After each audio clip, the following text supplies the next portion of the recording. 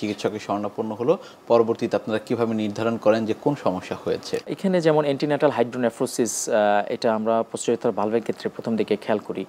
তখন repeated ultrasonogram করার পরেও যখন আমরা দেখি যে না, প্রস্রাব করার পরে মানে আলট্রাসোনোগ্রাম বা কিউবি এমসিসি পিভিআর করার পরে দেখা যাচ্ছে অনেক পরিমাণ প্রস্রাব মূত্রথলিতে জমে আছে, তখন আমরা সেই মেল বেবিদের ক্ষেত্রে আমরা সাসপেক্ট করি যে এটা পোস্টেরিয়র ভালভ হতে পারে, মানে ইউরেথ্রার উপর দিকে একটা দরজার মতো, যেটা দিয়ে আসলে মানে ইন্টিগ্রেটলি মানে প্রস্রাব আসতে বাধা দেয়, সহজে আসতে দেয় না, ওয়ান ওয়ে ভালভ বলি। তো এটার ক্ষেত্রে আরেকটা পরীক্ষা আমরা করি অনেক সময়, আরজিএমসিউ বা ভয়েডিং সিস্টিউরেথ্রোগ্রাম বলি। এই ডাই টেস্টটা করলে আমরা পুরো ব্লাডারটা আমরা দেখতে পারি কোথা থেকে শুরু হলো এবং কোথায় গিয়ে শেষ হলো।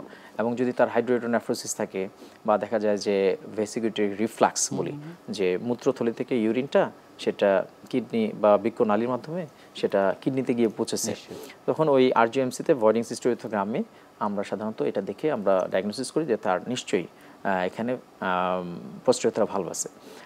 আর সেকেন্ডলি হচ্ছে যে কিছু আছে যে দেখে আমরা ডায়াগনোসিস করি, যে যদি যেটা ফাইমোসিস থাকবে, যেটা হচ্ছে যে প্রিপিউসটা একদম স্ট্রিকচার হয়ে থাকবে, সেটা যখন পেশেন্ট আসে বলে যে প্রস্রাব করার সময় কান্নাকাটি করে, তখন আমরা দেখি যে এটা ফাইমোসিস মানে হচ্ছে যে পেনিসের যে সামনের অংশটা সেটা দেখা যাচ্ছে না, সামনের দিকে আপনার দেখা যাচ্ছে যে প্রিপিউসটা আটকে আছে, এটা দিয়ে আমরা ডায়াগনোসিস করি এটা ফাইমোসিস।